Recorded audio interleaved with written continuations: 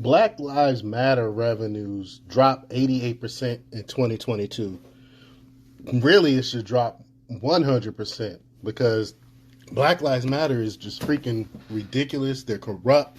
They don't really care anything about black lives. If they care anything about black lives, they would be at abortion clinics and be they would be pro life because the majority of the babies being killed are black lives, but they don't care anything about that. They would be in the inner cities trying to stop the black on black crime, but you don't hear anything out of Black Lives Matter about black on black crime in the inner city because they don't really care about black lives. Black Lives Matter is a disgusting organization that was created by lesbians that pushing the LGBTQ agenda. Again, I got nothing against lesbians. I work with lesbians as a therapist, so I don't want people thinking it has anything to do with that. I'm talking about the agenda that those women are pushing in the so-called Black Lives Matter network.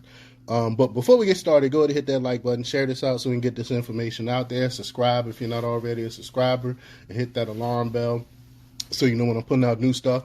Also, check out my link tree in the description. It has a link to my Patreon where I talk about things I can't talk about here. There's also a link to my Instagram and my merch store where I have I Will Not Comply t-shirts. And also check out jjthepsychotherapist.com for news as well. All right, let's talk about this news. The Black Lives Matter Global Network Foundation saw their revenue sharply decline by 88% in 2022 fiscal year, according to a Friday article by the Washington Free Beacon. And again, I said it should have been 100% because they don't care anything about black lives. The foundation reportedly raised $9.3 million in 2022, a dramatic drop from the $80 million raised in 2020 following the death of George Floyd, the Washington Free Beacon reported. Who is still donating to this organization? But the organization raised $90 million total in 2022, more than half of which was granted to smaller organizations, consultants, and real estate, according to the New York Times.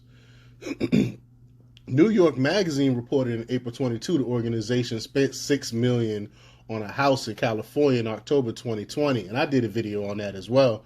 The organization filmed a video in which BLM leaders Patrisse Cullors, Alicia Garza, and Melinda Abdullah appeared to sip alcohol to commemorate the one-year anniversary of George Floyd's death.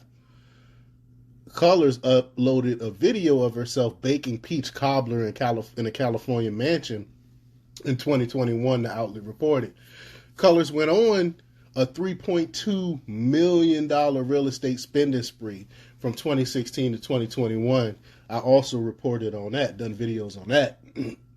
Abdullah dismissed critics and Cullors' real estate acquisition in the George Floyd commemoration video. Quote, "I think they've attempted to cancel us, but they have not been successful in canceling us," Abdullah said, New York Magazine reported. Quote, "Who the F are you? You ain't done S," Abdullah added. "I don't need to be accountable to you."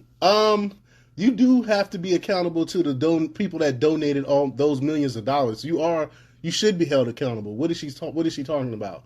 But I'm sorry, I digress. She goes on to say, "I don't know what accountability look like with people that I don't know and have never talked to." Just ridiculous. She's not taking no accountability. Well, after Cullors announced her resignation from BLM amid growing backlash in May 2021, she reportedly appointed 2 activists to take her position. Both activists say they never took the jobs, according to the Washington Examiner. They were like, "No, we don't want this crap." It is not clear who was in charge of the organization's $60 million bankroll. The organization received criticism over its reported lack of financial transparency, with some liberal states threatening legal action.